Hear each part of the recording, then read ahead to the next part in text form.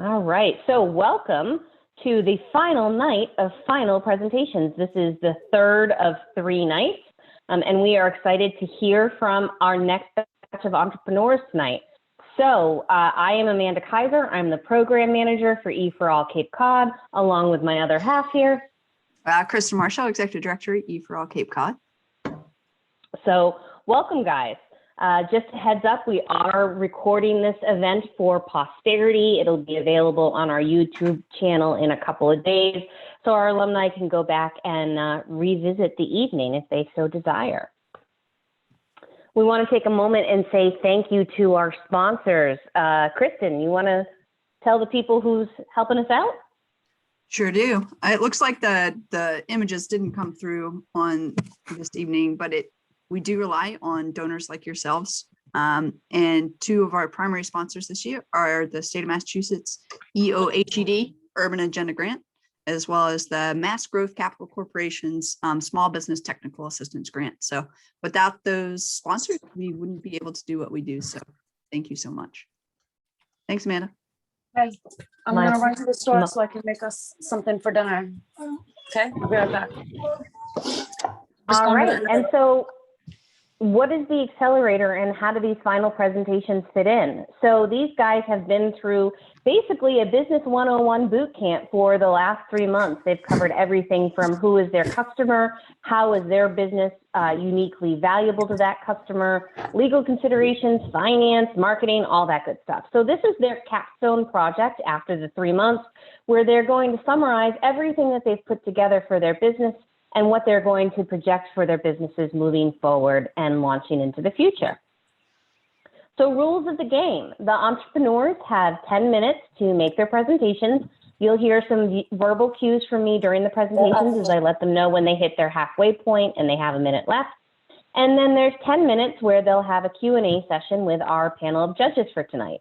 The judges need a couple of minutes between entrepreneurs to be able to jot down some of their notes. So in between, we'll have a little bit of information for you. A couple of our alumni are here tonight to give us some updates on what's going on with their businesses since they've emerged from the accelerator program. And we'll just give you some general updates on what's going on with E4All.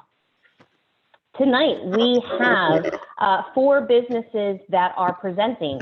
We have Wayburn of Seaside Bridal Couture, Emily Mandirola and Mariah Fidalgo of Wild Water Collective, Susan Dean of Susan's Mobile Hair Studio, and Captain Rich of Beth Ann Charters. So some of the little quirks that come with being in a virtual environment. Please make sure that if you're not actively speaking, that you're on mute, especially when the entrepreneurs are presenting and when they're doing their Q&A with their judges. They're nervous, so we'd like to keep them from flustering them. But feel free to go ahead and use the chat function all night long. You can make comments, do some encouragement, throw your thoughts in there. It's also, they're going to be doing their presentations and it can be a little bit weird, but you should feel free to go ahead and celebrate when they finish their presentations. So when a presentation is done, go ahead, unmute your phone or your computer and make some noise. So let's go ahead and let's practice that right now. Unmute your telephone and let's hear it for these guys today. Make some noise. Yeah. Great job. All right. So tonight we have an esteemed panel of judges who are going to help us. Kristen, why don't you kick us off? Excellent. So tonight we are excited to welcome Alice Marcus Krieg, who moved to Cape Cod from Brooklyn, New York in the fall of 2020. She's excited to have some breathing room, space to garden, and nature at her feet. For 20 years, Alice was principal of a niche design build landscaping company, Groundworks, Inc., installing both public and private gardens in urban environments, overseeing sales and design contracts upwards of $1 million.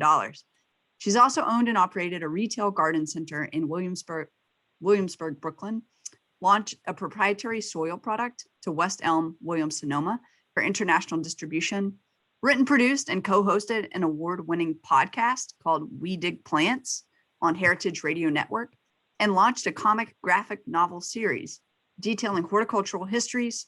She also just completed a master's degree in placemaking and urban planning from Pratt Institute. Alice moved to the Cape with her husband, her son Alden, who's 9, and a 90-pound coonhound so that she can garden for herself, paint, and hike. Thanks for coming tonight, Alice. Welcome.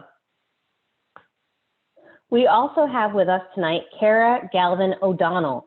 She is the Executive Director of Mass Hire, Cape and Islands Workforce Board. She specializes in implementation, oversight, and management of state and federally funded programs. She has a vast knowledge in developing initiatives for young adults that align with the state focus on college and career readiness.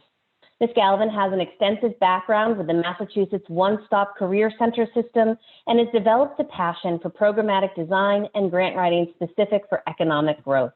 She's very passionate and committed to providing Cape Cod young adults with the opportunity to take part in internships, which will provide them with valuable career pathways for the future. She oversees the management of the Artworks program, Leadership Academy, and is also co-chair of CWIB Youth Council, all of which provide young adults with a positive avenue for building relationships within their communities. She's a graduate of Northeastern University. Welcome tonight, Cara. Thanks for being back.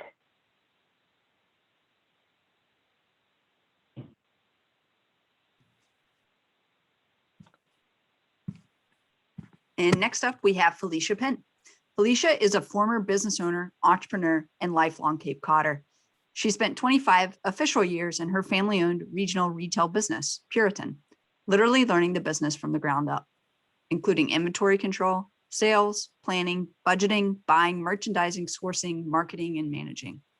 Following that, she created a startup plan for an IT support business in 2001, and then built the business from that plan and brought it to the point of sale by the owner.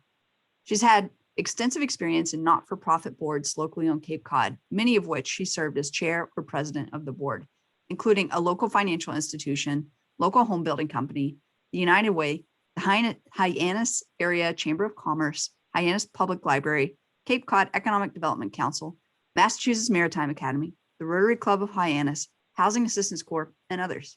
She's been active with EFRAL as a mentor, judge, and in other capacities. Thanks, Felicia. Welcome, Felicia. And I'm not sure when you have time to sleep. Tonight, we also have Erin Perry. She joined the Cape Cod Commission staff in 2011, serving as Special Projects Manager prior to taking on the role of Deputy Director in 2019. Erin manages regional planning efforts at the program level and engages communities during the planning process to build consensus. Erin spent several years managing development and implementation of Cape Cod's area-wide water quality management plan. She has since contributed to the development of plans and decision support platforms on the topics of coastal resilience and hazard mitigation, climate change, economic development, and the Cape Cod Regional Policy Plan. Erin graduated from Rutgers University with a BS in Marine Science and from the University of Rhode Island with an MA in Marine Affairs. Prior to joining the commission, she was the project assistant for the University National Oceanographic Laboratory System. Welcome, Erin. Thank you for being here tonight. And thanks to Peter Zimmer. Peter Zimmer is a passionate leader with over 20 years experience launching new software products and services and building them into successful businesses. He's done launches in both small and large organizations, most recently with IBM and its cloud data services. Before IBM, Peter led Wipro InfoCrossing's new cloud services practice. Prior experience includes marketing, sales, and product leadership roles in a number of startups in the greater Boston area. Peter currently lives in Boston's South End, and when not working, he's into motorcycles, sailing, skiing, dogs, reading, and he drinks too much coffee. Thanks for being here, Peter. All right, guys. Now, let's make some noise. It's about that time. We know all the players, and we're ready to get started. Let's hear it. Yeah. All right. Oh, done. It's final presentation time. So first up, I would like to welcome Lainey of Seaside Bridal Couture. The floor is yours.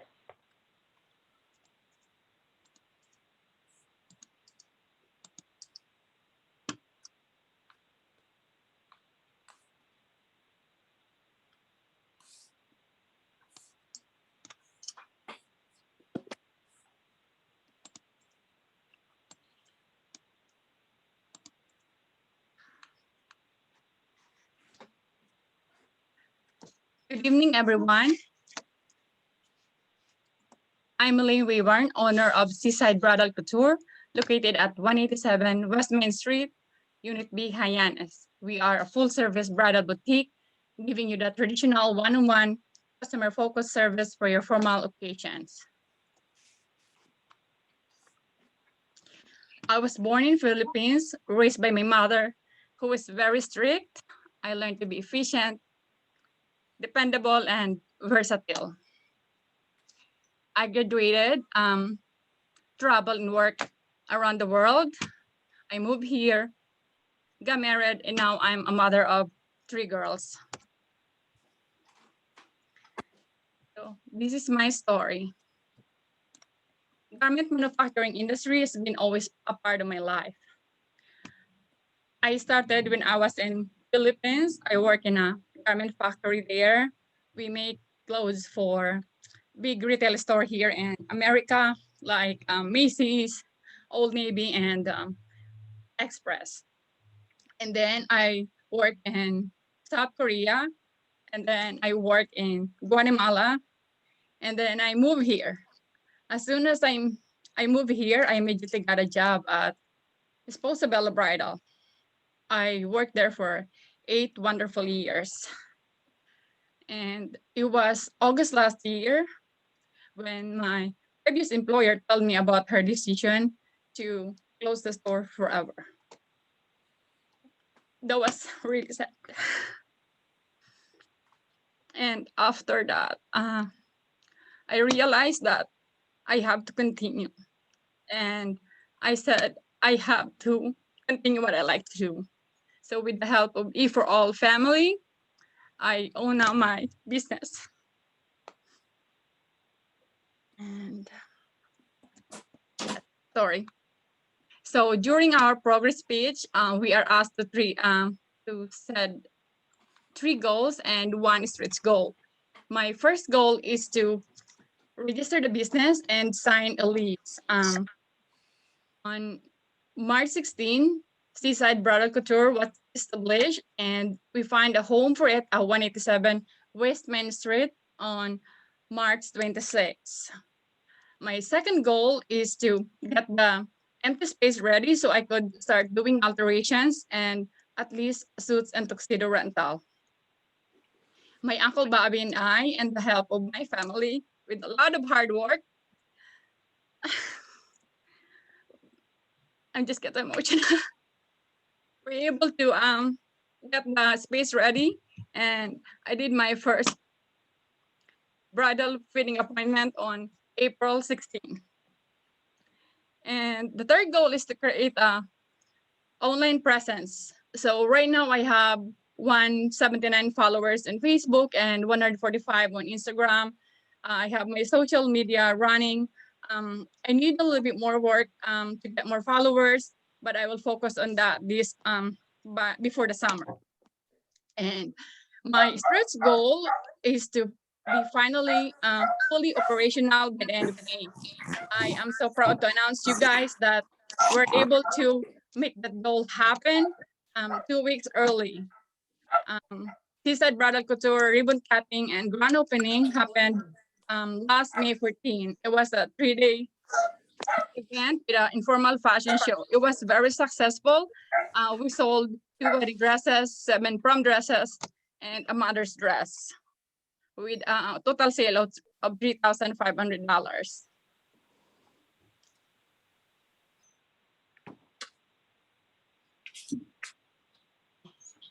To my customer segment and value proposition.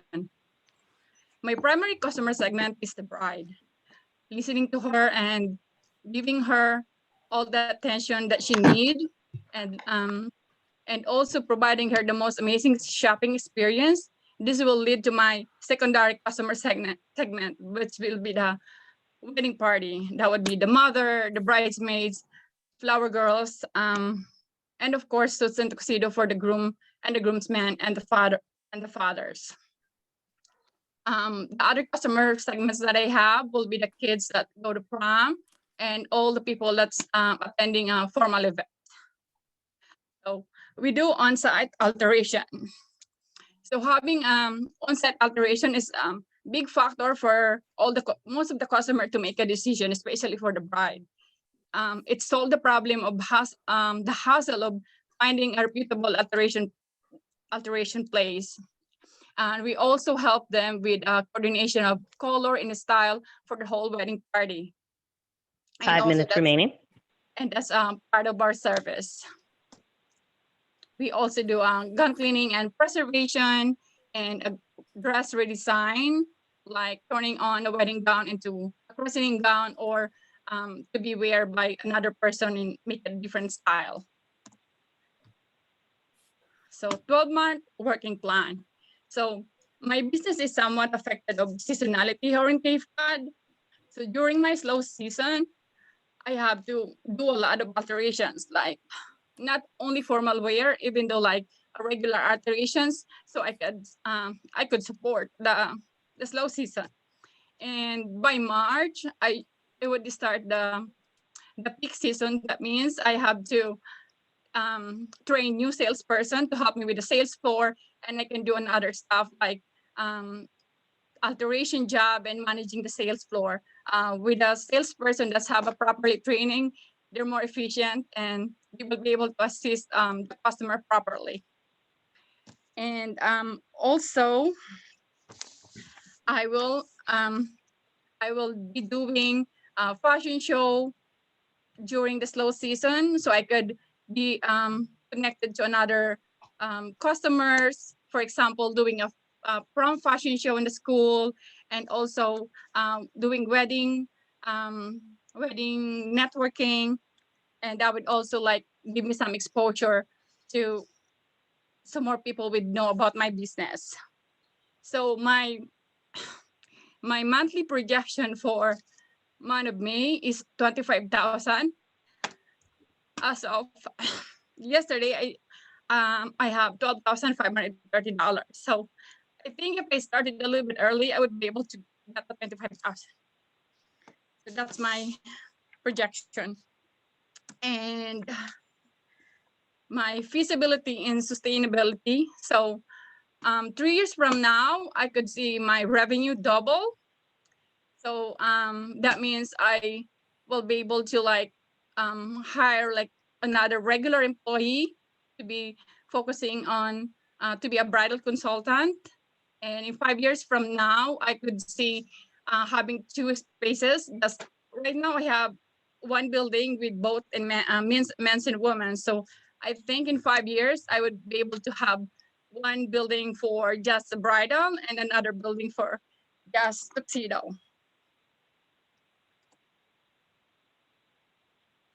So right now I'm by myself and I'm doing everything. And I have one employee, and she's helping me with alterations because there's too many alterations and I don't have enough time to do everything by my own. And it's definitely helping me. What I do, she just do the sewing and I do everything. I do the inventory, I do the sales, I even do the cleaning and pretty much everything. So I'm all around right now. So social impact. I always want to give back to community. I think the more you give, the more you receive. So I found out this organization Cord and their cost is really good. So I was thinking of doing like maybe in the future, I want to do a fundraising to benefit them. And I always have a place in my heart, the special people. So I think I want to assist them if they need a formal, if they're going to a formal events, I want to help them with their dresses or suits so they could have a nice experience. And I think that's really big joy for them. And also 1 minute remaining. And also I would like to do regular fashion show for each high school so they can get a fundraising for their prom night.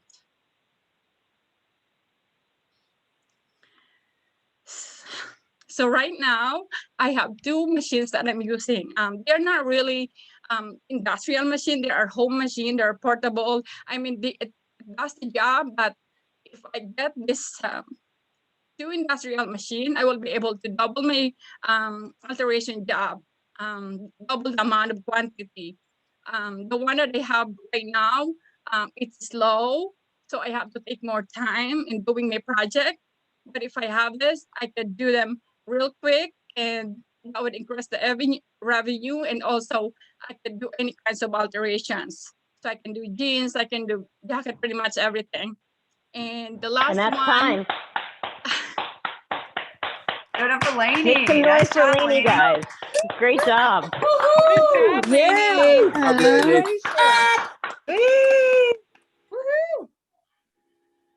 Excellent. So at this time, we have 10 minutes for Q&A from the judges. And so how we work this is the judges will just send me a question mark over chat. And then as I get the question marks, I'll call on the judges. So Alicia, looks like you get the first question. Oh, hi. You are a very special person. Good for you. And you are in the right place at the right time. And I think that's great. I happen to have known your previous boss. She used to work for me a long, long time ago before she started Sposadella. And she also was a special person in her own way. You're very different people, but you're both really dedicated to customers. So good for you and for making people happy. And that's worth a whole bunch in your business. I just have a real, maybe it's too detailed a question for you, but you mentioned inventory, that you do everything. You are a one-person show right now with a little support for alterations. And I know alterations can be a very significant part of your business, which is a good thing. Yes. To have that kind of knowledge. And the fact that you can do that, I'm jealous. So good for you. It's a real talent to have. Do you also have any systems for inventory control? I'm just really curious about that. Right now, I'm using the Square POS, and you can put your inventory there right away. So if you sell something, you can just deduct it automatically. So it's easy to keep track. I also have an Excel file because I'm the one who's selling everything. So whatever I have in my POS and also have in my Excel. Yeah, because I'm sure you've been in the business long enough to know, even if it wasn't your business, that inventory can make you or break you quite easily. So the more control you have on that, the better you are for your open to buy. So you're always in balance. So good for you for doing that. Thank you. Yes. For answering. Miss Felicia, I also help your Megan Penn with her wedding. She's my cousin. Oh, that's your cousin? Okay. She's the daughter of my first cousin, Jim. Yeah. Mm-hmm. Oh, you did her wedding. Oh, good for you. Yes. Okay, next question goes to Kara. Melanie, great job. I have a couple of comments. Kudos to you for opening up a business during a recession, and your business caught my eye because I drive by it every morning on my way to work. You. So I love your window. Your display is beautiful. And I just wanted to circle back on a couple of things, and maybe you said this, but in regards to your inventory, do you make items in your store? No, we don't. So what I do, I have a supplier that I get them. So you have to get an account from all the designer. Like a lot of people want us to make, but it's just the pricing and sourcing the material is really hard. And then when the price is too much, then they don't want to do it. Okay. And then I did like that you did mention two things that it really caught my eye as well. Your connectivity to cord, I liked that. Giving back to the community is so important.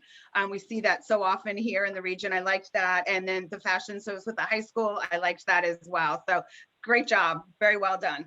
Thank you. And over to Alice. Hi, Melanie. Nice to meet you. Great presentation. And I actually saw your store just the other day when I drove down the street as well. Oh, thank you.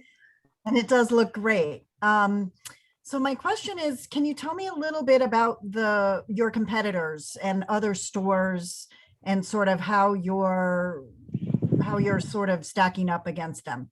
Oh, I really like that question. So right now there is 3 wedding shop here in Cape Cod. So none of them does full service. Like the first one, it's in Mashpee Common.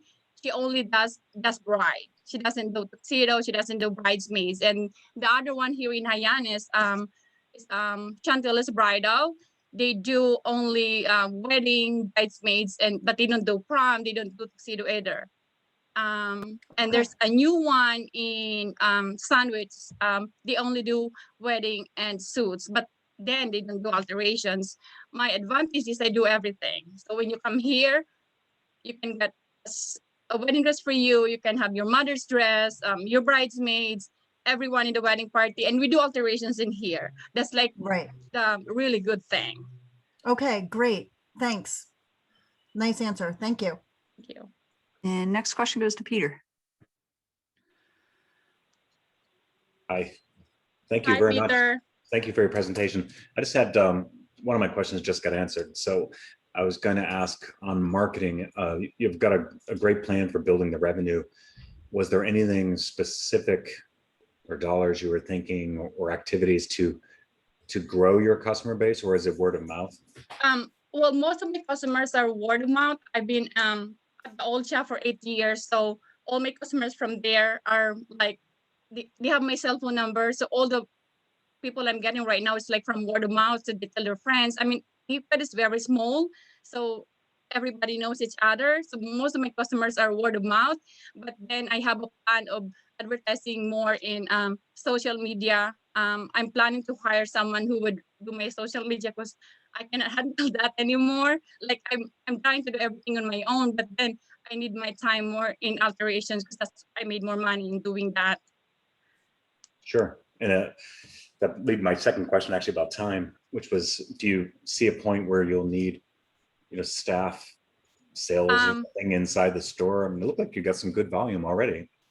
It's yeah, I got a good amount of inventory. Most of my inventory, I bought some from when disposable closed, but then I took my investment money and I focused on inventory. So I wasn't able to buy the machine because I said I can work with the machine, but the dresses they have to have it. So when people come in, they have something that they can try on and see. So the last question I had was the second boutique. I think I was writing notes so fast. What was the second boutique? So I was thinking, because right now I have only one building. So that's the men's in the other side. Like I can show you, like this is the men's side in here, and then the other side are all women's. So I think if I do like one separate building, because next door to me will be available very soon. Like probably his lease is gonna end in 2 years, and I think he doesn't have plan of renewing it. So I was thinking I can put the men's next door to me, and I can do the women. So some brides they don't want that to share in one building because they want to be more more private. Okay, thank you. So I was thinking of that. And Erin. You know what? I think you've answered my question. I was going to ask a little bit more about marketing and how you plan to reach a broader customer base. But maybe I'll just ask a little bit of a broader question. I just found your story so inspiring, and that is a lot to accomplish in the time frame, since Posabella closed last year. And I'm just curious, what aspect of all of this did you find to be the most challenging, and and maybe on the flip side, what was the most fun part of this process for you? It's certainly an accomplishment. Well, the most challenging is like looking for a location. So when I found this location, like I was like, when the accelerator started, I was like thinking, I'm like, I don't know which one. And then I drive here a lot. I said, I think this have more visibility. And then I decided to be here. And then I said, I have to open this right away because I have customers from Posabella that gonna be getting married me in June. So my uncle is a constructor, and then I help him. Like I literally learned how to do the sheetrock. I learned how to paint the thing. I was here like 12 o'clock midnight, like painting and talking and doing things. So that's like challenging, but I learned a lot. That's great. Thank you so much. It's very dedicated. I said if this business didn't work, I think I could be a construction worker. But I hope it won't. And next question goes to Kara. Thanks, Kristen. I just have one follow-up question. It looks like your business is doing so well already, and that you may have to do some hiring. So I would be amiss if I didn't ask a question about hiring, just having B from Mass Hire. Do you anticipate having any troubles doing any hiring as we are in a little bit of an employment crisis here on the Cape? Actually, I don't have a problem. Like a lot of people like texting me and messaging me if you need that, if you need. I said I will just wait first, like till it gets busy, because it started good, but I want to have the money saved up because I don't want to have a lot of employee, and then I will like, oh my God, I don't have money to pay you. So I want to have at least 3 months of money that I can, roll over. So Great. Thank you. And we've got about 40 seconds. Felicia? Yeah, I got a simple question. The lead time frame for a wedding used to be something like 6 months or longer. Has that changed with the economy? I know vendors and manufacturing is done very different today. Is that changing at all? No, not really. Actually, it's more longer. When I was in Sposabella, the lead time is 6 months, like 6 to 7 months. But right now, there's some companies 8 months. It really depends. Like if the one that I have designer that based in Italy, it's take more time. If it's from Australia, it depends.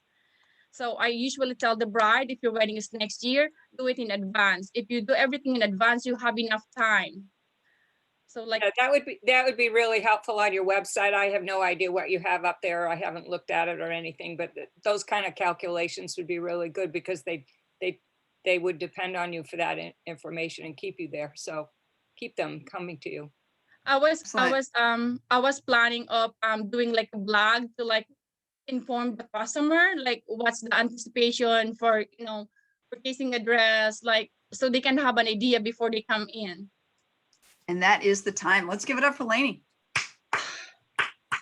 Here we go, Lainey. Good job. Breathe. Great job, Lainey. Breathe. Good job. Exhale. So we're going to give the judges panel a few minutes to write down some of their thoughts. But while that's happening, I am going to ask our alum, Serafina, if you will take the mic. Tell us what's going on with you. Oh my gosh, I always want to take the mic. Thank you. Thanks everyone for giving me this chance. I am Serafina Churchill from Images by Serafina, which is coming to you live from my in-home studio office in Marston's Mills. I'm an alum from the fall 2019 program. So I got to have my accelerator in person, but all of the 9-month follow-up afterwards was all on Zoom. So I'm super familiar with having to do this way. I really appreciated having that time to evolve my pandemic parameters with an entire cohort of people going through it at the same time. So congratulations to all of you who are doing that, because these people are your new fam. Ha, you're stuck with them for life. Images by Serafina offers graphic design and photography. Currently, our customers range anywhere from Cape Cod to California. Because of the pandemic, I shifted to an online only service. Well, at this point, it's about 80% online, 20% in person. So therefore I can service clients all over, which is awesome, because before I would have told you I was only available to service folks from Plymouth to P-Town. So I've been able to expand, which has been amazing. Most recently, I've been collaborating with other creative professionals who offer services I don't, such as social media managers and video strategists, and I've been able to expand what I can give to my clients and trade clients with them. So my revenues increased over the last year despite the pandemic. It's been pretty cool. And I have a webinar coming up at the end of the month. So if that interests you at all, I'll be working with Nicole from Monomoy Social Media to teach people how to make sure their brand is on brand, both in person and online, which as we go into this hybrid space, it's pretty important for any business to be able to do that. So if you're interested in that, go check out my website, sign up for the newsletter, and you'll get a special invitation to my webinar. And rock it out of the park. Rich, I'm so excited to see your presentation. It's been an honor being your mentor this quarter. Thank you. Thank you, Serafina. I love hearing the updates. You're doing awesome. Good job. Look at you. Killing it. Fantastic. So we are now going to invite our next entrepreneurs. So Emily and Mariah from Wild Water Collective, you're up, ladies.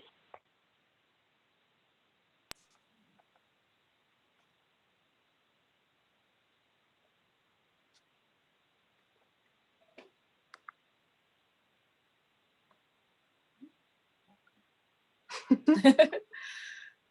right. Are we off of mute? All right. All right. Hi, everyone. I am Mariah Fidalgo. I'm Emily Mandirola. And we are Wild Water Collective. We are an artisan collective located on Main Street in Orleans, and we have been open for just over a week now. We specialize in handcrafted clothing, accessories, and gifts. Our passion is highlighting and supporting the amazing artisans in our collective, connecting the customers not only to their products, but to their stories as well. The diverse mix of artists we carry share our love for creating handmade, meaningful pieces. Many of the brands carried are women-led, queer, and BIPOC created, and all items are mindfully made with an emphasis on sustainability. We're focused on fostering a sense of community and a place to gather, especially after the last year we've all had. Yeah, so we came together to create Wild Water after a big year of pivoting. I was living in Mexico teaching English, and actually my neighbors down there were hat makers. And so I met them, they were so wonderful, and we wanted to increase their sales on a more global platform. And so I was working with them, moved home with like a 2-day notice, and I still wanted to continue the project. And similar to my situation. Yeah, I was living in New York City, working in film. I thought we were taking a 2-week hiatus. And so I came home, packed for those 2 weeks, quickly realized that all of my clothing was sequestered in New York for the foreseeable future. So I started sewing for myself and then sewing for some friends and sort of snowballed into creating garments for local boutiques and doing pop-ups here. Yeah, so for us, it's really a passion project. So, you know, we both came home, we continued these projects. I started my own sole proprietorship. So did Mariah. We did a lot of pop-ups together. We actually met at a local business in Orleans at one of our pop-ups. And, you know, we kept just doing these pop-ups and we're really successful. And we thought, you know, why not give this business a go and create the place that we wanted to see in Cape Cod? And our goals. Yeah, so our first goal was to get 25 people to join our mailing list. And we currently have 40 plus subscribers to our website. Our biggest goal of the year and of the accelerator was opening our retail location by May 15th, which we successfully did. We opened our brick and mortar. We actually did over $3,000 in sales on our first day. Our third goal was to launch 2 workshops for the summer. And so we've successfully released 2 dates for the workshops for summer 2021. And we've signed up 2 more hosts for workshops during the summer and are actually in talks with a few other hosts for workshops in the fall. Our stretch goal was to sign up 1 host for a workshop like on the ground in Oaxaca, Mexico in fall 2022. And we've actually spoken with 2 hosts there who have expressed interest in hosting us for a travel workshop. Great. So our customer segments, we found these with our survey, our Instagram analytics, and then also the customers that have been coming into our shop this week.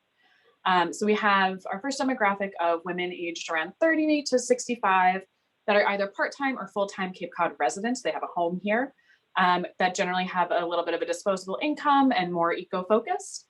Our second segment are a little similar. So they're women aged 25 to 75, but who are vacationing on the Cape. They have similar values such as ethically sourced items. And then our newest customer segment that we've learned since being open are queer year-round Cape Cod residents on the younger side, so 20 to 35. We've gotten a lot of feedback that our space feels really inclusive and inviting, and we're really thrilled to have that. Yeah, and so how we're reaching our customers. So one of the main ways that we've been reaching our customers is through social media, specifically through Instagram and Facebook. We actually launched an Instagram campaign. We've gotten a lot of followers and a lot of clients in store from that campaign. And as already stated, we also have our mailing list, which is on our website. In a great way that we've been able to get traffic is actually through foot traffic because of our location on Main Street in Orleans. And we actually had a big opening weekend event. We've gotten a lot of clients and followers from that event. And then as anyone that lives on Cape Cod knows, word of mouth marketing is how a business lives and dies. So we've been really fortunate to work with a lot of wonderful local businesses in Orleans to increase our reach and to increase our clients as well. Right, so that brings us to our 12-month working plan. So our first quarter is including our startup cost of what it actually costs to build out our space. That's why you're going to see a little bit of a higher variable expense. Quarter 2, we're actually on track to break even, which is exciting.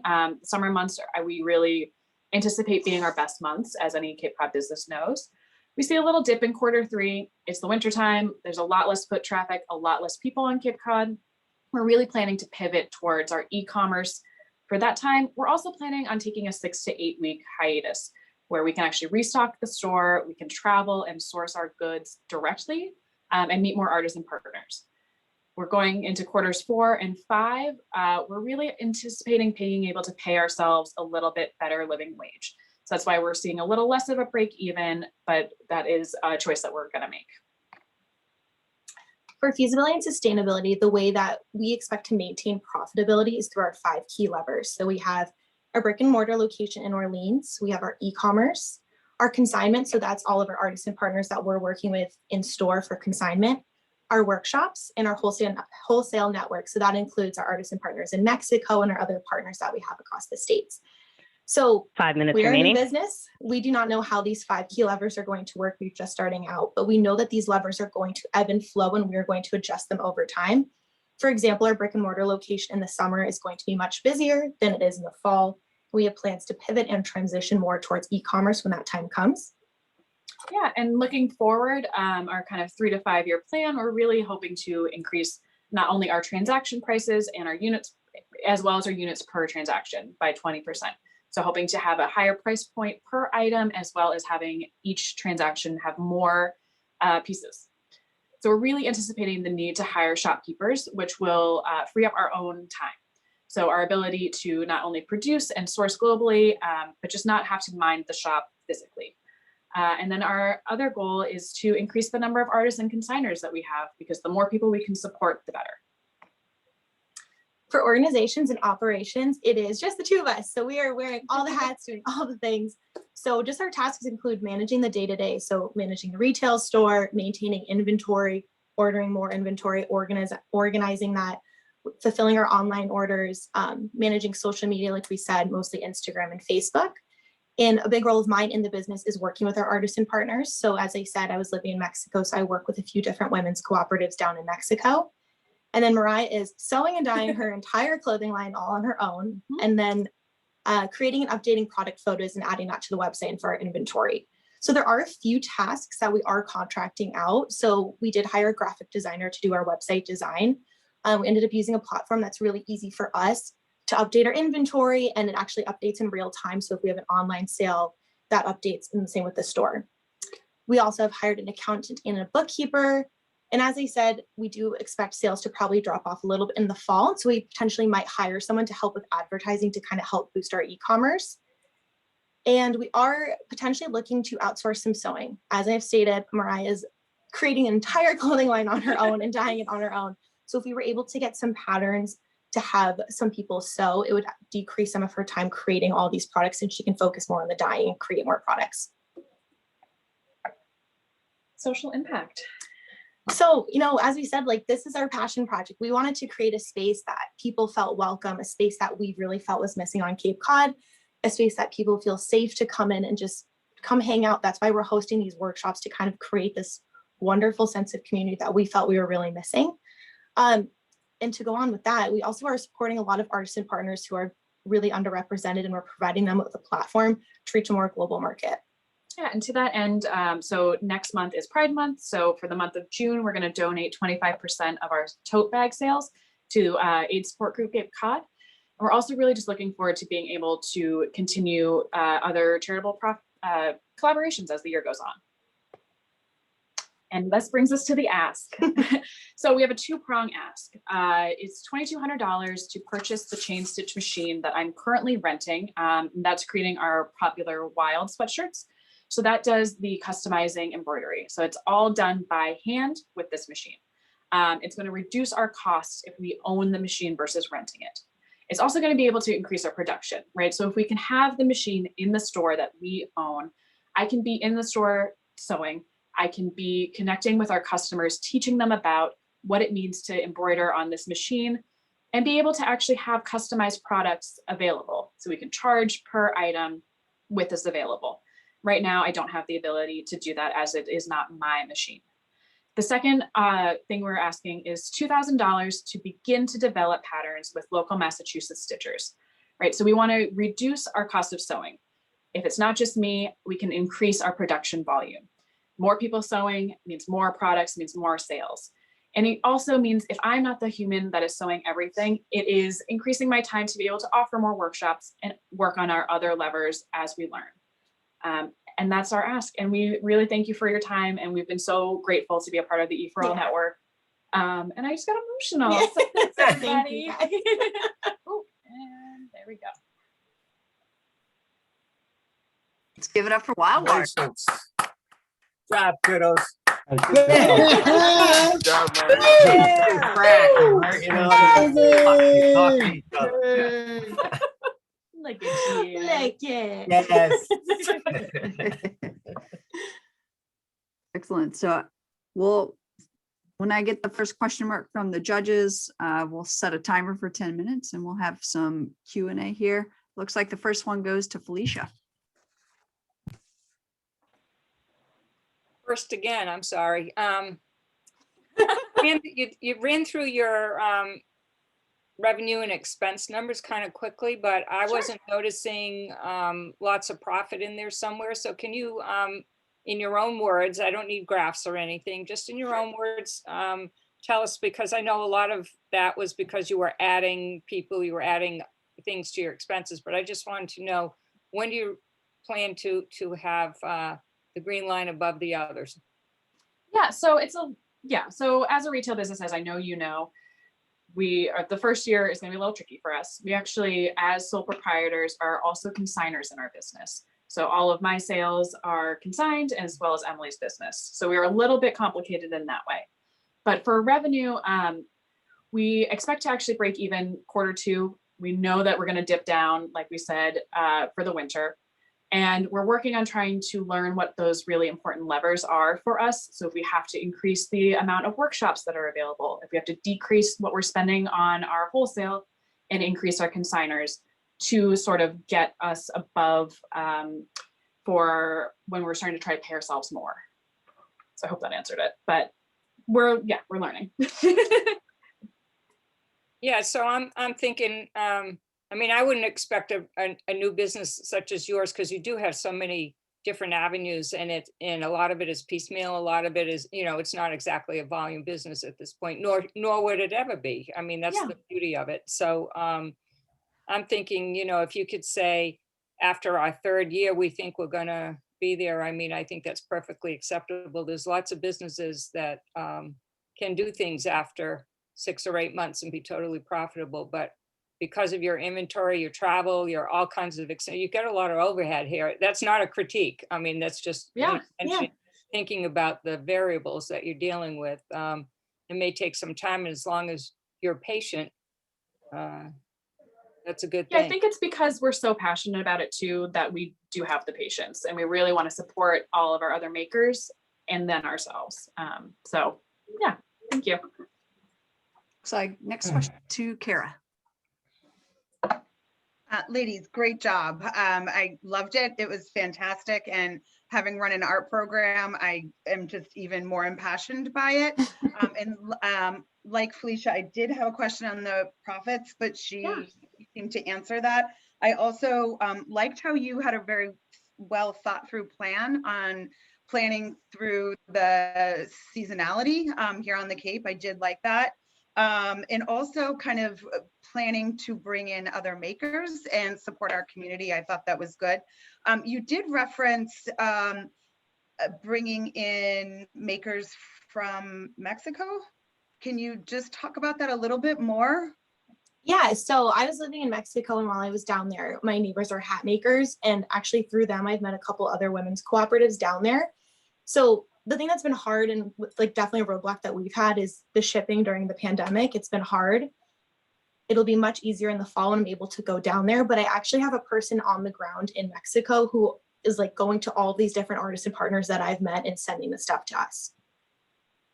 So would there be, is that more of a consignment type thing, or is that, do you foresee a big expense with that, I guess was my It's definitely a bigger expense because that's wholesale. So I'm paying for all of that product up front.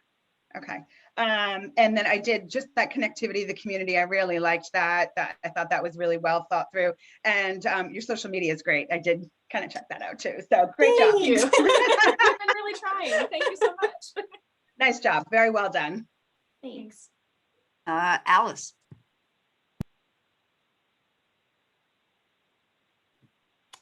Hi, nice to meet you. Great, Nice to great meet you. presentation. And I can't wait to come to the store. I'm excited. So my question is, can you tell me a little bit more about, other than the clothing line, about some of the other product and inventory that you're going to be carrying? And also the workshops, are they going to take place in your shop, or are you going to, like, where are you going to physically do the workshops? And do you anticipate like capping the workshops and the number, and how are you going to sort of like manage the physicality of those? Yeah, so the first part of your question, if I remember correctly, is about our inventory, what other makers we have. So we actually have kind of a wide range of a lot of gift items, such as handmade ceramics by 14th generation Cape Codder, who is incredible. We have a little bit of beauty products, some candles that are handmade by a dear friend in Brooklyn. She's actually created a scent just for our store, as well as a couple other kind of home goods items, like We're looking around yeah, the like, store. We're what's like in looking our around store? all different things. There's a million things. And we're actually excitingly getting a bunch of our inventory just in time for Memorial Day, as a lot of stuff was slowed down this year. Yeah, and I think a big part for us is we know all of our makers. That's what's really special about our store is we have relationships with all of our makers. And we have a story behind everything. Yeah. And then to your Okay. point about workshops. So we actually have an outdoor space right in front of our store, right on Main Street.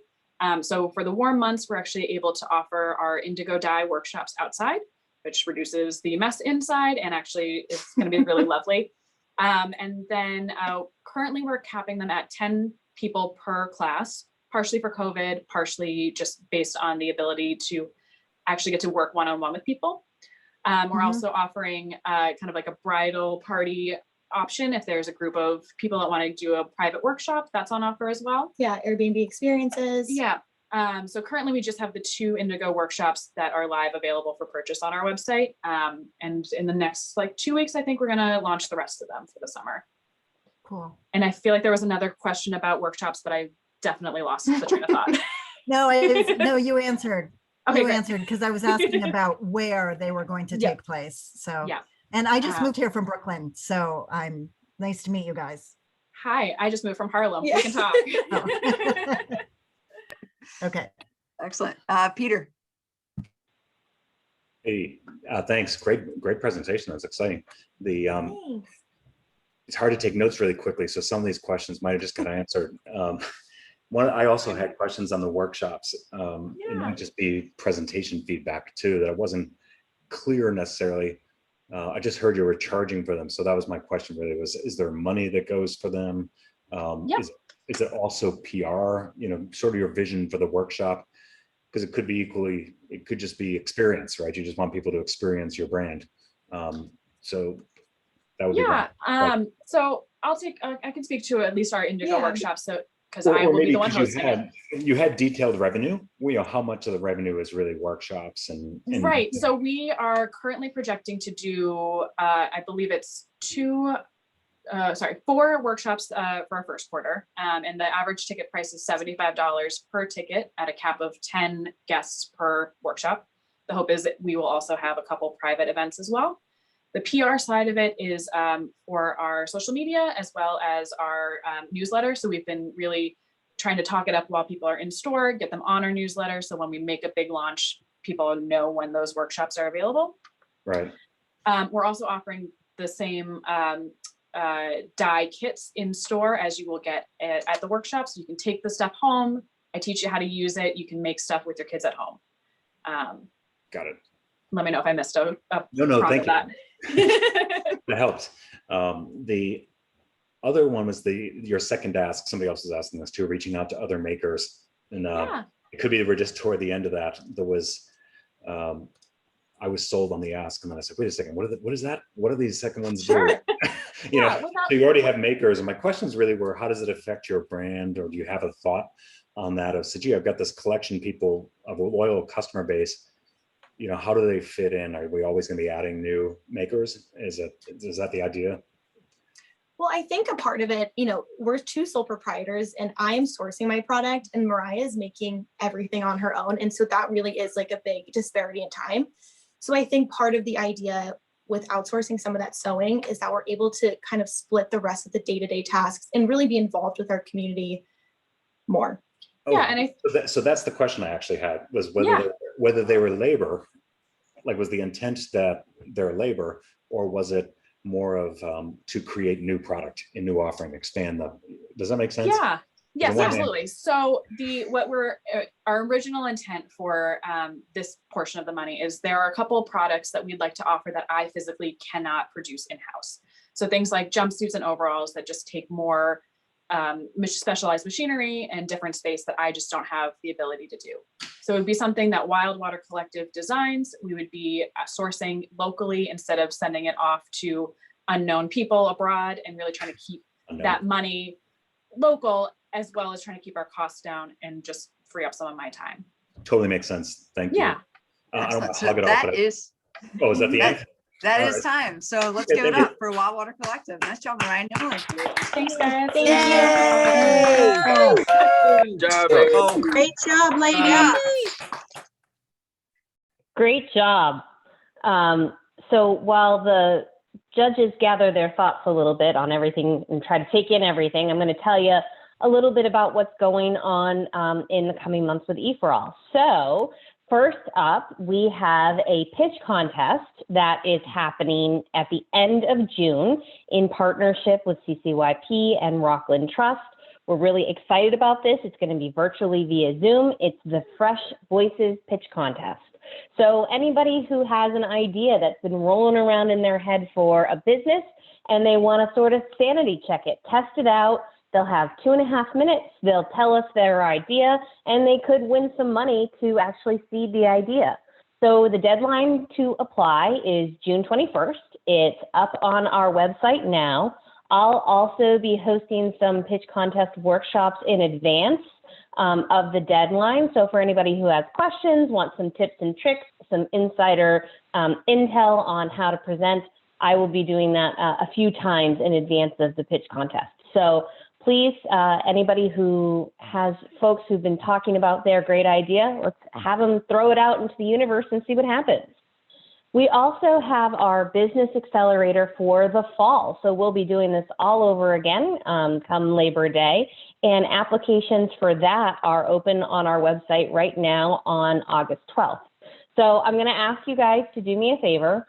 I want you to stop, close your eyes for a moment, and I want you to think of that one person who lights up the room every time they talk about their business or their idea, that one person who is passionate, excited, brilliant, and would benefit from getting some of the foundational aspects of how to run a business.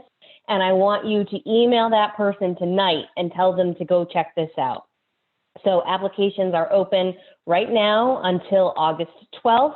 And again, I'm available for anybody who has questions, and I'll be running some workshops on how to fill out the application and how to understand some of the foundational questions that you may be asked. So that's what's going on with us right now at E4All, and I hope you guys will help us spread the word. And next up, I'm going to invite Susan Dean of Susan's Mobile Hair Studio Amanda, to we take gotta the get floor. that break. We gotta get the break. Oh, I keep forgetting to actually let people use the facilities. So we're going to take a break for 5 minutes and we will be back at 7:05. All right, and we're back. I get so excited every night. I don't think I've remembered to take the break one single night. So this time, for real, Susan, it's all you.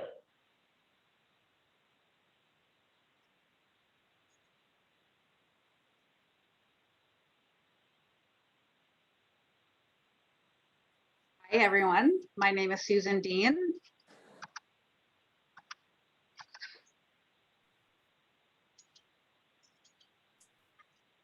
And my business is Susan's Mobile Hair Studio. So who am I? I'm a mother, I'm a grandmother, I'm a daughter, I'm a sister, I'm a friend. I'm engaged to marry my best friend. And I care deeply for my community and the people who live in it.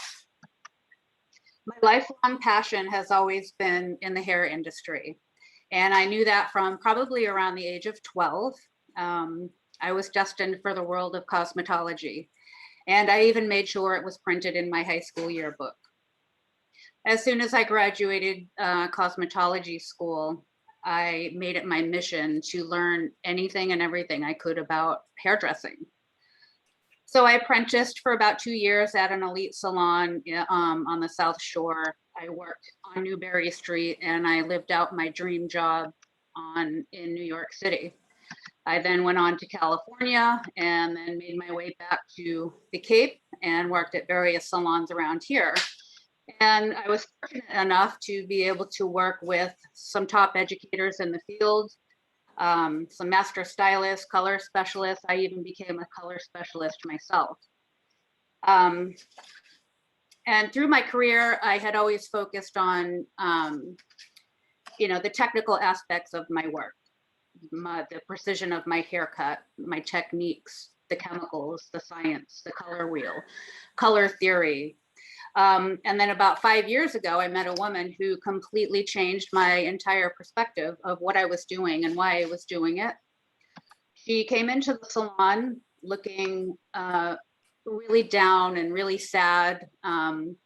She looked like she was carrying the weight of the world on her shoulders. And she told me that she just needed something to lift up her spirits. She was kind of feeling in the dumps. So I gave her a completely new haircut, entirely new color. We had a great conversation throughout our 2-hour appointment. And when we were done, she looked in the mirror and she started crying. And she told me she hadn't felt this good about the way that she looked in a really long time. And she couldn't believe that it was her looking back at her in the mirror. So she hugged me and she thanked me over and over again. And that's when she told me that she had been battling a really bad illness for quite a few years. And she had just recently been diagnosed with cancer and was about to embark on some really rough treatment. But I was able to make her feel better, all this devastating news, and I made her feel better. So that kind of blew my mind. And that's when I realized that this is more than just a haircut. This is more than chemicals that I put on someone's hair. This is more than hairspray or the latest tool, or, this was more about the human connection and the ability to literally change the way that a person feels from the inside out. And that's when my clients stopped being my clients and they started to become my friends. And from that moment on, I knew that I was blessed with a gift, and I actually had an impact on people, and that I could transform someone's looks and actually boost their self-esteem and their confidence because they felt better about the way they looked. So last year, the salon that I was working in closed due to the COVID shutdown, and they eventually went bankrupt and never reopened again. So instead of freaking out and thinking that my career was over, I took that as my opportunity to go into business for myself. And that's when I created Susan's Mobile Hair Studio. Because I believe that everyone deserves to look and feel their best. And this was my chance to reach out to the community and bring my services to people who may not otherwise be able to get out of their homes. Whether it was due to an illness or mobility issues, or maybe they were just scared to death to leave their house because we are in a pandemic, which I had met many of those. Or maybe, those who have demanding work schedules or family obligations and they just don't have time to get out to a salon. So I can service entire families in one visit. I can take care of several families in the same neighborhood in one afternoon. I even offer hair parties. So imagine getting your hair done with some of your closest friends with a bottle of wine and some snacks. Come on. So there's a wide variety of reasons and a wide variety of people that would benefit from my services and would want my services. 5 minutes remaining. So I reach my customers by posting ads on social media, such as Facebook, Instagram, Nextdoor. I have also placed ads with Cape Cod Daily Deal and paid ads in local flyers. But more than half of my client base has been formed by word of mouth referral, which is awesome. And that's the best kind of advertisement. So the goals that I set out at the beginning of the E4All program were to complete my online marketing course so that I could market more effectively and reach more people, which I have done. To reach out to at least 5 local retirement communities in the area, which I have done as well, just to let them know who I am and what I do. And to acquire an email list to form an additional avenue of communication and be able to notify my clients of any promotions or changes to the business, which I have started, but that's going to be an ongoing thing forever and ever.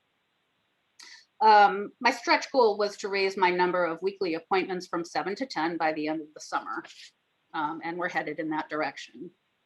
My projections with continued advertising and social media exposure, I'm looking to double my revenue by the end of next year. My fixed expenses will remain the same, but my variable expenses will increase with the increase in services. Just buying the product in order to service those services. After paying myself, I am left with approximately $11,000 profit to put back into my business. And to reach my end of year goal, I would need to acquire about 75 haircuts per month, which breaks down to about 4 to 5 cuts per day, or 20 to 25 a week. I also plan on doing heavy targeted marketing for my hair extension services, which is an area that I definitely want to grow. This is a service that has no cost to me whatsoever. It's 100% profit at about $100 per hour. Along with my other various services, I expect my biggest earnings to be in the first and second quarter of next year, being July, August, and September on Cape Cod, with a spike in weddings and special occasions, generating about $9,000 in business revenue in the first half of the year. At this point, I will remain a sole proprietorship and I don't foresee employing any staff. I will hire a bookkeeper and a CPA, but the daily running of the business is going to be operated by me. As far as social impact, I'm extremely proud of the fact that my business and my work reaches out to the community every single day. And I will continue to service my Cape Cod neighbors as long as they want me. I also donate free haircuts with former colleagues of mine to local shelters, specifically around the holidays, most recently being the St. Joseph's House in Hyannis. I also allow for a sliding scale fee for families in need. Because I am mobile, all of my equipment and tools have to be brought to different locations for every visit. This can be a challenge when I need electrical outlets to plug into. The wall cordless clipper and the babyless cordless outlining trimmer would eliminate the need for electricity and extension cords. Also, a new iPad would be phenomenal. I would be able to bring it with me to appointments and use it for scheduling and Cube credit card payments. And this will also be very useful for designing my marketing ads. And I do take a ton of pictures that I post on Instagram. So the camera and the editing features would be extremely useful. I'm asking for $1,500 for all 3 of these items. And I thank you so very much for your interest in my business. And I specifically want to thank Amanda and Kristen for all of your hard work. And also, my goodness, Dan, Scott, and John, my mentors, thank you so very much for being there for me. And I don't know what I would have done without you. Thank you. Dr. Susan. Job, Susan. Really great. Yeah. Good job, Great Susan. job. Yeah. Great Amazing job. job, Susan. Excellent. So I'll wait for the question marks to come in and we'll ask Susan some questions about her mobile hair studio. Alice. Hi, such a good idea. I want to see a photo of the truck. I want to see the mobile unit. So that's number one. And your presentation skills were amazing. Really, really good. Nice and clear. My question is, I'm a little, I totally get I'm a little worried that you're going to burn out. You've got some big projections. So I'm worried about like how you're going to manage that. And would you ever consider maybe bringing on somebody just to help you like as an assistant? Yeah, so first of all, I don't have a truck. I would love to have a truck. I was initially thinking about opening a studio, and then I decided to go mobile. So I was going to name my place the hair studio. So I just kept the name studio. I would love to have a truck in the future, and that's something in mind that I have in mind. Oh, I'm sorry. I'm sorry. I misunderstood that. But that's okay. That's not the first time. Oh my God, I'm so sorry. No, it's fine. And no, it was my misunderstanding. Yeah. But I think your story is really compelling, and I loved in your presentation the personal aspect that you brought to it. I think it's really like a very, very compelling story, and it's a niche that you're providing, and I think it's so necessary. And I think you're really smart to sort of see the opportunity to bring it to people instead of having people come to you. I think that's a really great, unique niche. Yeah, thank you. And I really feel very fortunate that I'm able to do this for people. But yeah, to go back to what you were initially asking about, a heavy load, it does seem like it, 4 to 5 people a day does seem like a lot.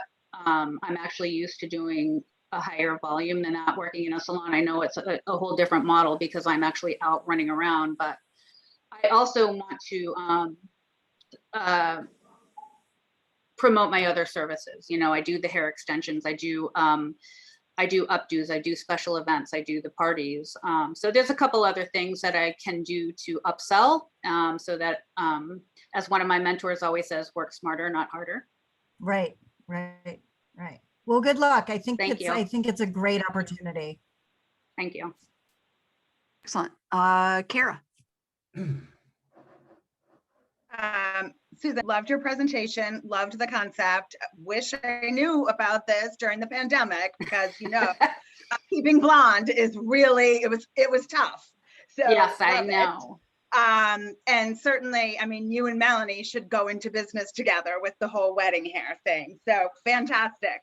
I just had a question about, as you said, you just mentioned going from one house to another or one party to another, just sanitation, like of your supplies and things like that. How do you do that just being mobile? I'm sure you know, just because this is your business. But I was just curious about that. I'm sorry, I think you broke up a little bit. Like that. Oh, I was just wondering about how do you keep your scissors and things like that sanitary, and is that something that you would have to work into the cost? No, I do. I keep an entirely separate container that I put all of my used tools and equipment in after I've used them. So it's always separate. I bring them home. I sanitize them here. I've got the sprays and the liquids and the barbicide. And so I definitely am sure to never, reuse anything that has been previously used without sanitizing it. I also loved, you made it, several of you have mentioned tonight, but the giving back to the community. You mentioned the sliding scale. That's fantastic. I loved that. And then just your ability to grow the business, not just do haircuts. You mentioned the extensions and really kind of thinking outside of the box and your ability to keep growing your business. So great job. Congratulations. You did a really nice job. Thank you very much. Easy to understand and eloquent. So Thank you. Nice job. And over to Peter. Hey, thank you for that presentation. I agree. It's a great idea. I had a question. Both my questions are about scale. To follow up with someone else had asked about scaling the business, was as you grow clients, have you given thought to how you'll manage the logistics and travel? I guess there are radius that you would go so far, or well, I'm servicing the entire Cape. I don't really want to go have to go off Cape because the bridges are going to be a nightmare in the summer. So pretty much the whole Cape is open. I do charge for travel, and it depends where I'm going. That will reflect my my travel fee, but I'm not limited really by Okay. you know, if somebody I guess if somebody wants me to go off Cape and they want to pay my gas, I'll go. I guess. I guess my second one was about the backup trimmers for your ask. You know, if you have trimmers and the equipment, is it enough? You know, if you're going to be traveling a lot, or is there a plan? I guess you can charge it in the car, but yeah, well, these are charger. They are battery charged. I actually have one now that's really quite old. I just make sure to charge it before I leave for the day, and it's got pretty decent power when they're new, but this one's kind of on its way out. But they last. Well, and the last question was pricing. I love this, like someone else that just said, I love the sliding scale. Yeah. But it strikes me as a premium service too, that you could, you know, it's nice for the people who can't afford it, but you can milk the people who can. So I'm wondering what that price range looks like. You know, I don't remember you talking about pricing. Yeah, no, I didn't really talk about prices. I have quite a few different services that I offer. So I mean, anywhere from, you know, doing a basic wet cut to a cut with a blow dry and a style, and you know, all my prices kind of fluctuate. I am sort of working on my pricing at the moment. My base price is like $30 for a haircut, but I usually stick on another 20 for travel. So one appointment, you know, is pretty decent, especially if it's really local. But you know, I haven't really made a concrete price list yet. I'm still kind of playing around with the numbers. Okay, thank you. And Felicia. Yeah, hi. I just had a question that occurred to me. Because I don't know anything about this stuff, but are there any license or certification updates or upgrades that you need to do this in somebody's home versus, you know, a brick and mortar place where? Yes. And I have no idea how that works. I am licensed by the Massachusetts Board of Cosmetology to be a mobile hairstylist. It's a separate business license that's issued by the board. Okay, and so that's just an annual review thing you apply to the state, and yes, you know, they send you the thing in the mail and everybody's good. Yes. Thank you. And any other questions from the judges?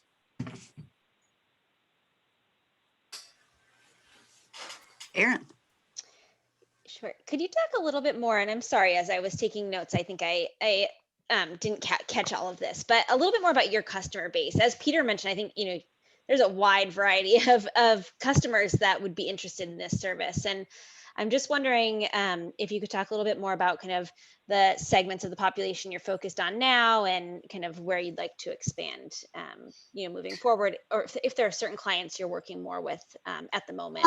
Yeah, I mean, right now it seems like most of my clientele are, it kind of fluctuates. I mean, I was really targeting sort of older folks who couldn't leave the house or were ill and maybe had, you know, their immune systems were maybe not so great during the whole COVID thing. Those are the people that I was trying to get to. But I've also, you know, met a lot of sort of retired folks who are just kind of hanging out at home now, people that have moved here and they're just, you know, looking for the convenience basically of having me come. So I'm having a really hard time honing in on a certain person because there's just so many reasons that why somebody is calling me. You know, like I said earlier, it could just be, you know, young couple professionals working, kids running around, school, sports, everything. They just maybe don't have time to get out and get everybody to a salon. So, you know, they can call me, I can come over, I can do everybody all at the same time. So it's really tough for me to like pick one sort of group and target them because it's just like everybody, I want to help everybody. I really like how you're responsive to kind of the impacts of the pandemic, and you shifted and were creative in how you moved forward. And I think it's can, you know, be a really beneficial service in the future, post-pandemic. Yeah, thank you. Excellent. So that's a great way to end it. That's the time. Let's give it up for Susan. Hey, Susan. Good job, Yeah. Susan. Great job, Susan. Good job. Susan. Good job, Susan. Great job, Susan. Need a haircut. Yeah. Awesome work, Susan. So we're going to take a couple minutes now for another update from one of our alums. So Emily Sylvester of Nurture Talk, tell us what's going on with you. Hello, everybody. So good to see some friendly faces. Be back in the action here. Nice job, everyone.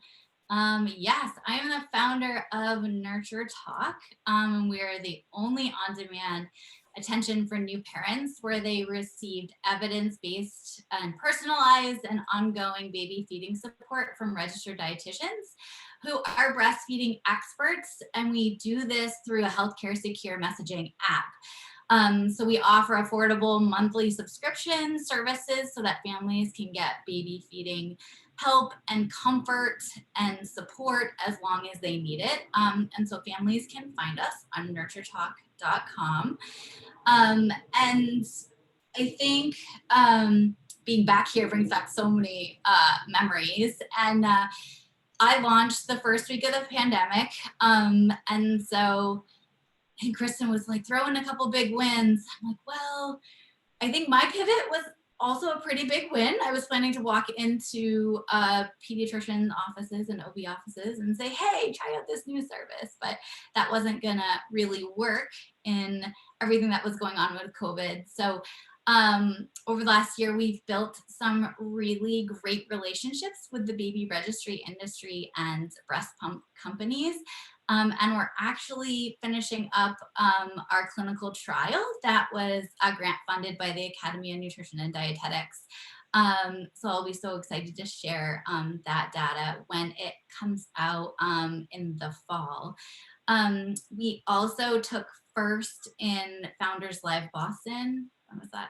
3 weeks ago, I think. And so we officially opened our pre-seed fundraising round, which E4All is coming in handy again. I'm getting up there and pitching to investors every single day.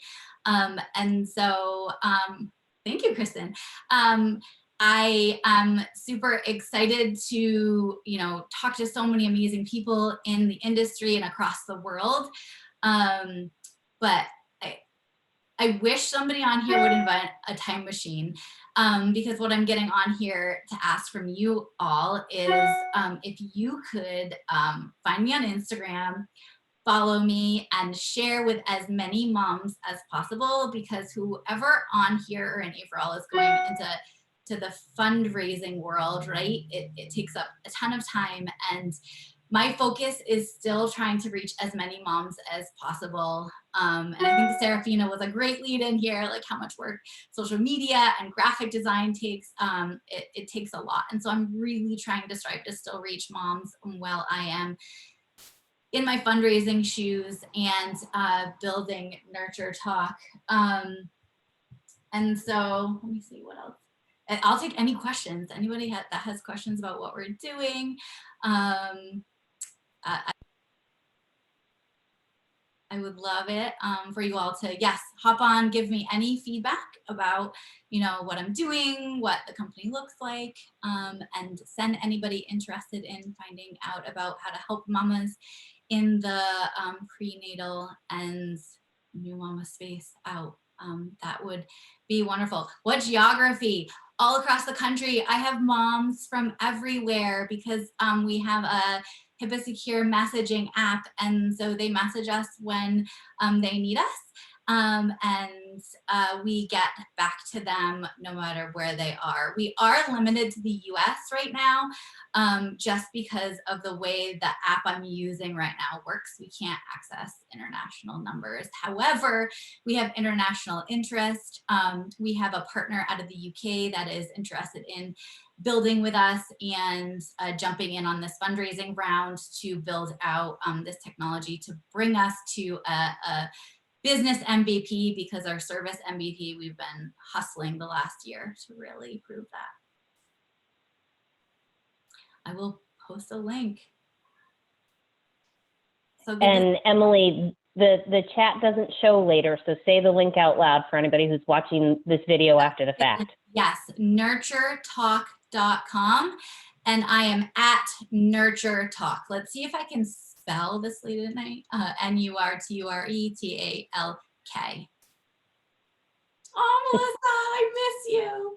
And just a tip for everyone here, all of your mentors and people that you've met the last 6 months, make a spreadsheet, put a calendar alert, keep them updated to what you're doing, because no matter where you go, having them to reach out to and just cheer you on is like one of the most valuable things, for sure.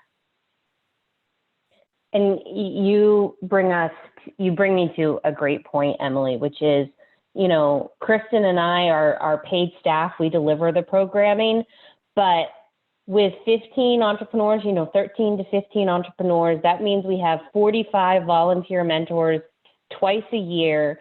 And the community that exists in the E4All space between the entrepreneurs and the cohorts, it wouldn't be possible to do any of this without our mentors.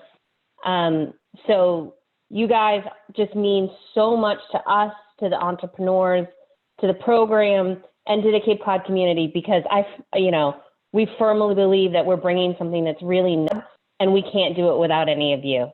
So thank you so much to the mentors who have been part of this, who have, had the blood, sweat, and tears, the crying mentor meetings on occasion, the talking the entrepreneurs down off from the ledge. I know you guys have been doing it. They've been telling me. So thank you. We really appreciate you. So with that, we have one more entrepreneur, saved the best for last. So I am going to ask Captain Rich, can you take it from here? I'm going to try. You got it, Captain Rich. Yeah, I don't know. It's technology, Here it is. Okay, what else do I do? Hide video panel, maybe? No, that's not it. Upper right corner, you see the yellow, next to the yellow button, it says present. Hit present. Thank you. Look at her. You are welcome. Hey, baby. Thank you. So you got owe it. me that, Amanda, because you brought in Erin Perry, who has a marine fish background. So I got a feeling she's going to be asking me everything. So, okay. Let me see. How'd I get there? Where am I? God. How come I'm going in reverse? Because it wouldn't be you, Captain Rich, unless you did it backwards. Yeah, I guess. Maybe here it is. Okay. Hey, sorry about this. I guess that goes with my name given to me by some of the cohorts, Stephanie, which is Captain Inappropriate.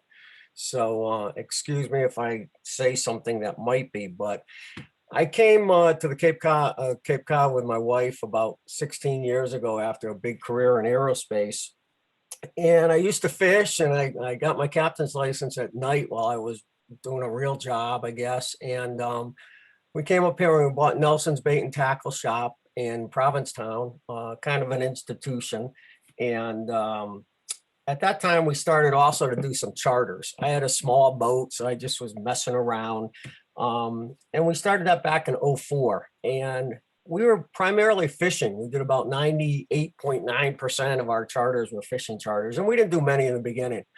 But we slowly progressed and we built it up to about 175 charters per year. And that goes through like 3 or 4 boats. And right now we have a 2001 38-foot Westmac that you can see on the right there.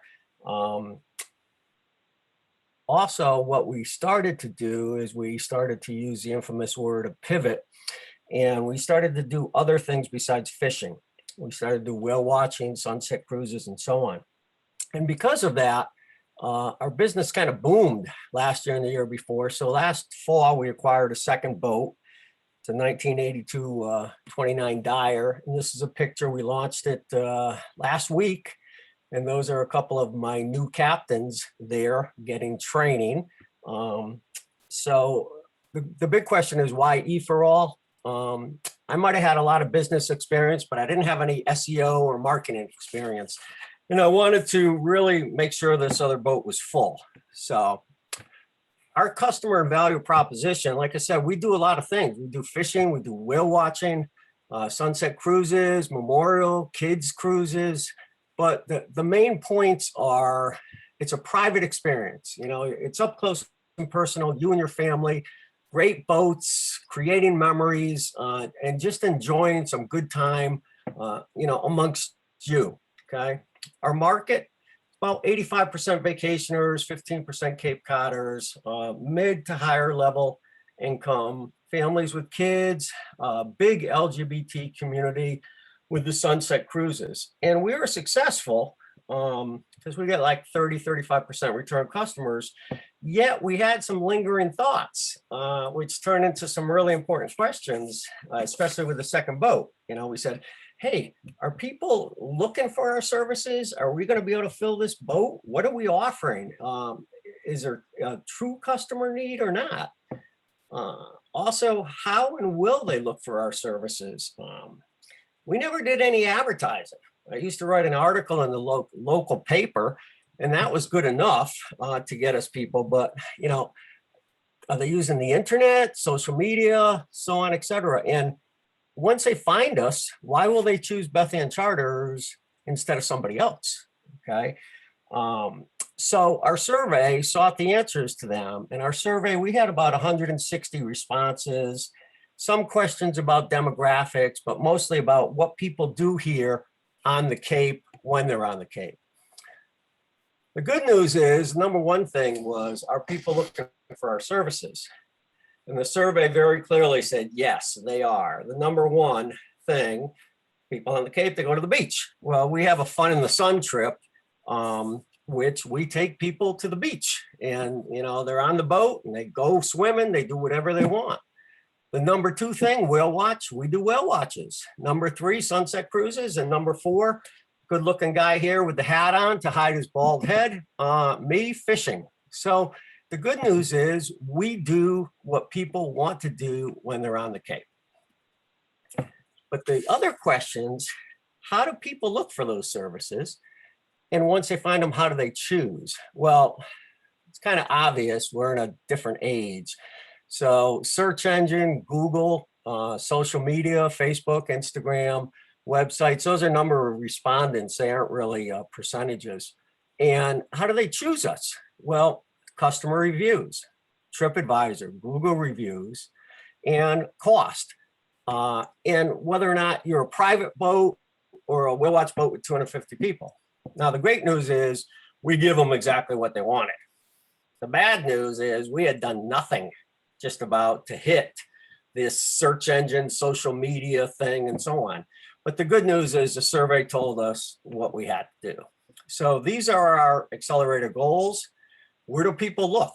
Well, we found out, you know, SEO, Google. So the goal was to implement 4 new advertising streams. We did 4 electronic ones, Facebook, Instagram, Provincetown Business Guild, Chamber of Commerce, and 5 minutes remaining. Thank you, Cape Cod Best Read Guide. And we have 10,000 rack cards out on Cape Cod with a private distribution firm doing that. So the next one, we did our new website over with 2 videos. We launched it. We have 8 videos, fishing, whale watching, and so on. How do they choose us? Well, it was customer reviews and it was cost. So the customer reviews, our goal was to get 12. We got 14. We did a price review. We're competitive, but we're a little on the expensive side, but just a history. One time years ago, somebody was walking down the pier and he saw some people and he said, hey, that boat charges 500, but this boat charges 400. And the captain that charges 500, he said to them, well, maybe that's all they're worth, you know? So we get our customers with our prices. So the stretch goal, 25 charters by 5/15, which was a 64% increase. Our stretch goal results was 49, which kind of shocked myself. And right now we're up to 70 pre-booked charters this year. So it's kind of crazy. 9 to 12 month work plan. You see it, the vessels, repowering them, staffing, we got additional captains. Thank goodness, I was a little sweaty there. Miscellaneous, update our scheduling system, expanded SEO to get Google results. 9 to 12 fiscal goals. We had done about 175 charters before. We're going to increase that by 50% up to 244.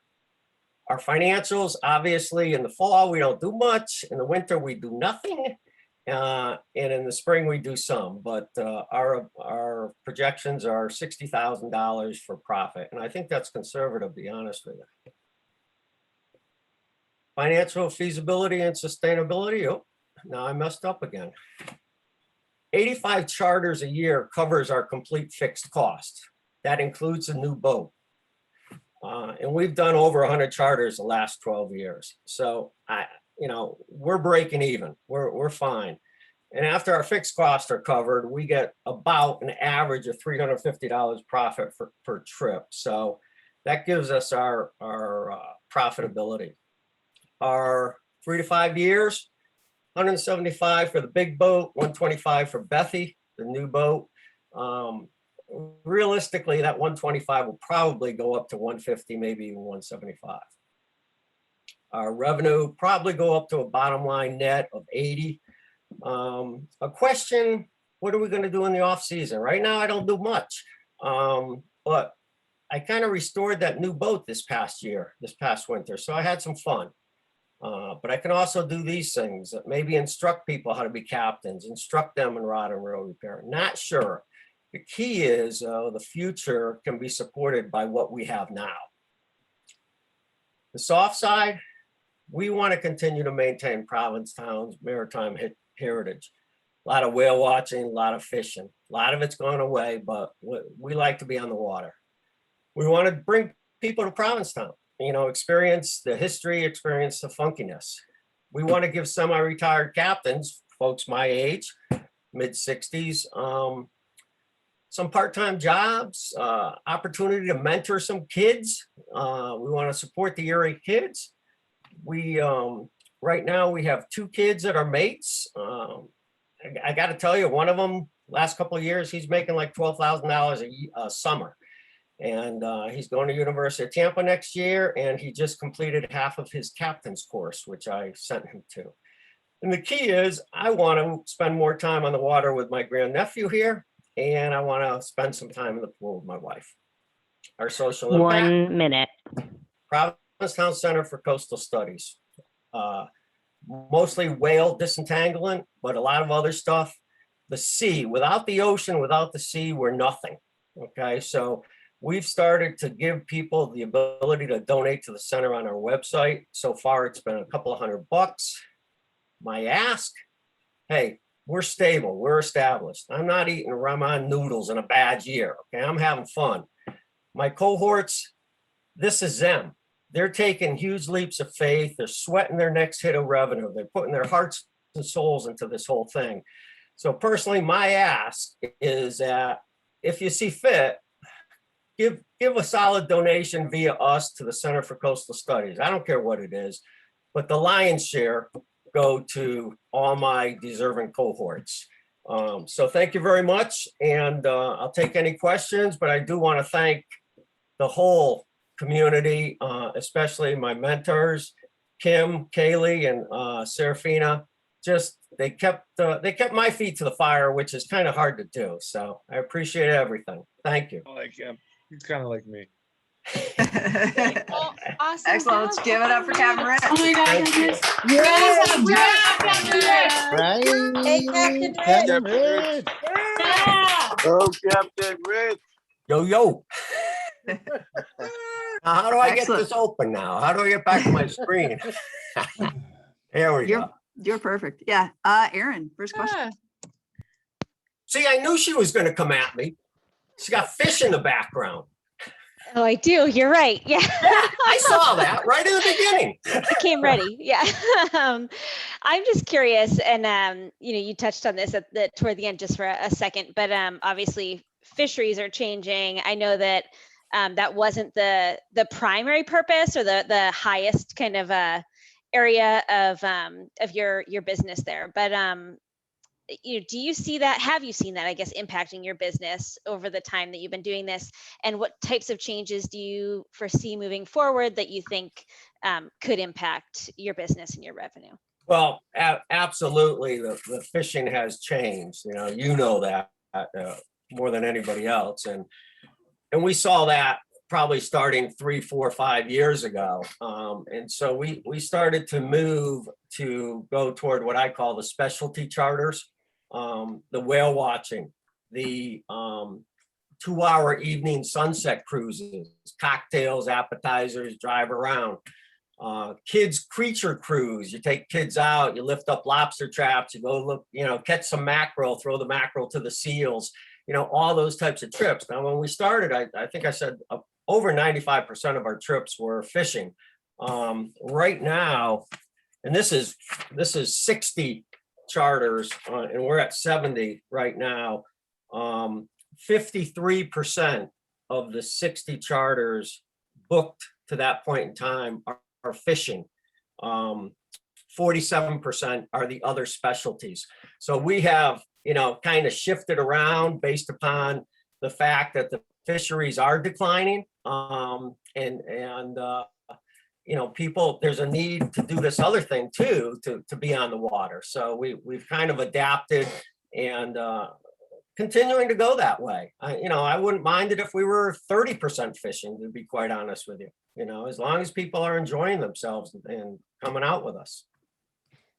Just one more quick question. Sure. I liked that you mentioned the kids and getting the younger population kind of engaged in this as a potential opportunity for them moving forward. Right. And I just wonder, I didn't quite catch everything you talked about relative to the off season and perhaps being an instructor and exactly what you were talking, you referring to, and if that's an opportunity you've been considering. Yeah, I sent my mate Reese. He's been with me for 4 years. He's graduating high school. I sent him to captain school, and via another EFRAL individual, I met his instructor, and I started thinking about that. I said, "Geez, I could do that, during the winter when I'm kind of like sitting around getting harebrained ideas, But I could also do rod and reel repair because I've done it before, or I could teach somebody how to do reel repair, and especially with Zoom now, I've seen videos on,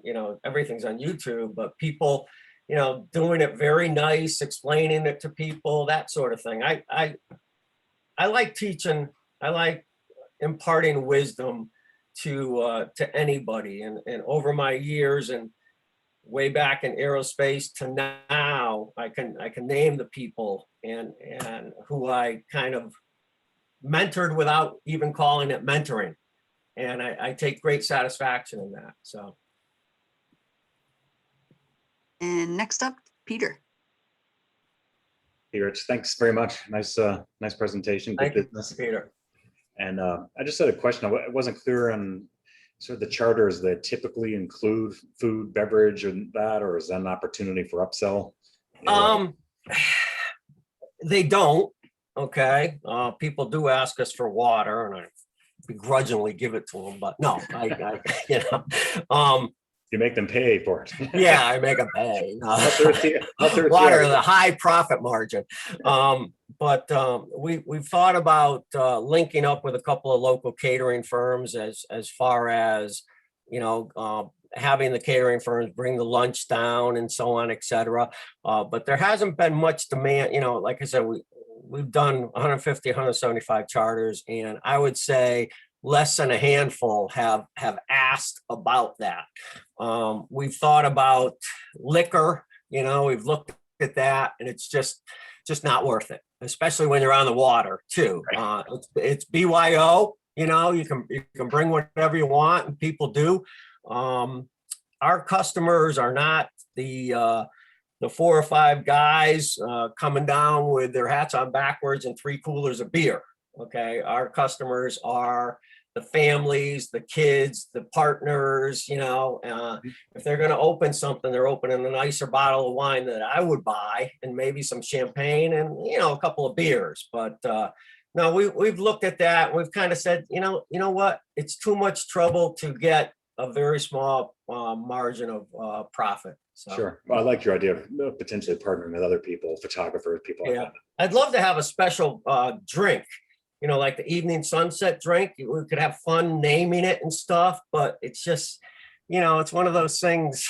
It might be fun, but it's just not worth it. In the off season, have you considered charters or instruction in warmer weathers?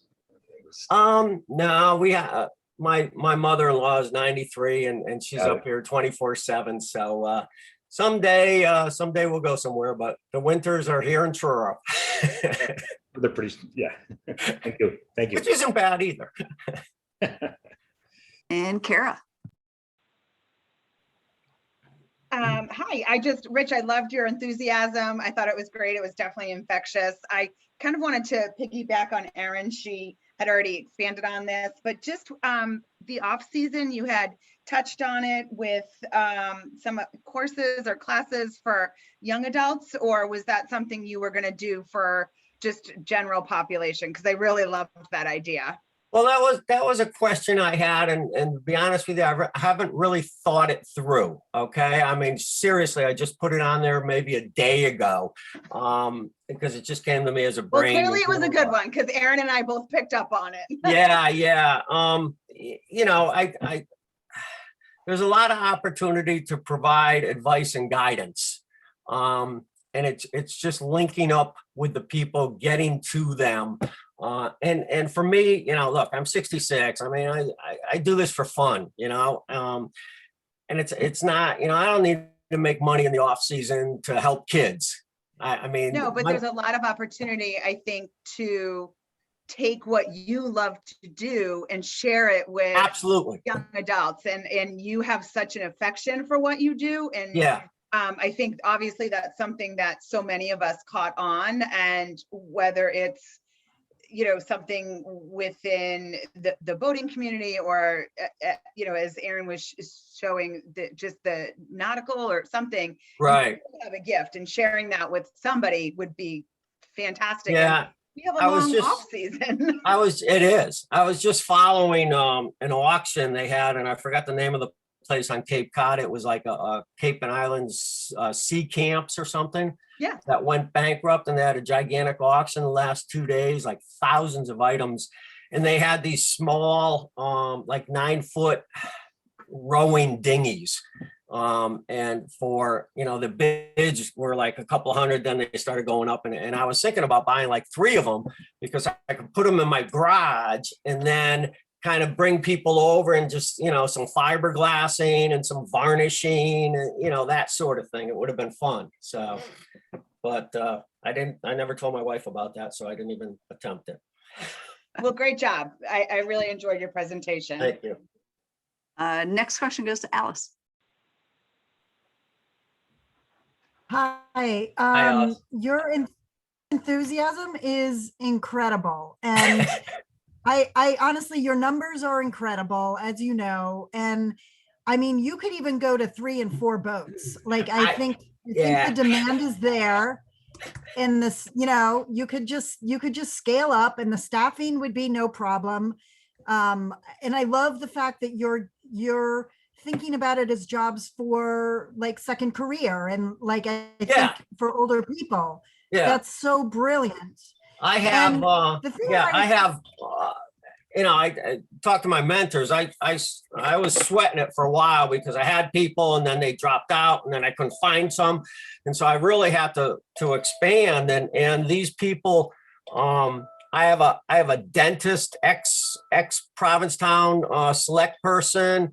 I have a merchant marine guy who ran 900-foot tankers, that sort of thing. And they're all, my age, okay, plus or minus 5 years. And they, work a couple days a week, put $400, $500, $600, $700 of cash in your pocket, work with these kids, just fun. Yeah.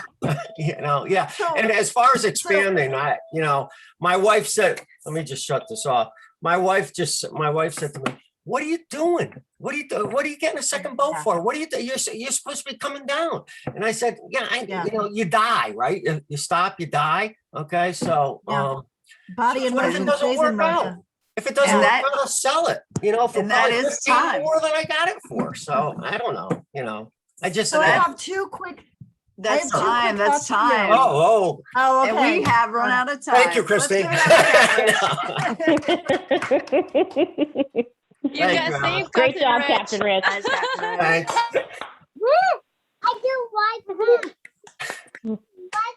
So these guys have made it through the tough part. They have done all 3 nights of their final presentations. I hope that everybody who's here will come back and join us for the celebration. So on Wednesday, June 9th, via Zoom, we'll be having a showcase, a celebration. We'll have an opportunity for everybody to get together. We'll have a keynote speaker, a class speaker. We'll give away a little bit of money and just overall just celebrate what these guys have accomplished over the last 3 months. Okay, I do this with every class, and I'm going to try to do it. I'm going to try to do it without crying this time. You guys, not going to work. You guys should be so proud of what you've done. You've accomplished so much. I'm so proud of you, and I hope you are too. That's it. That's all I got.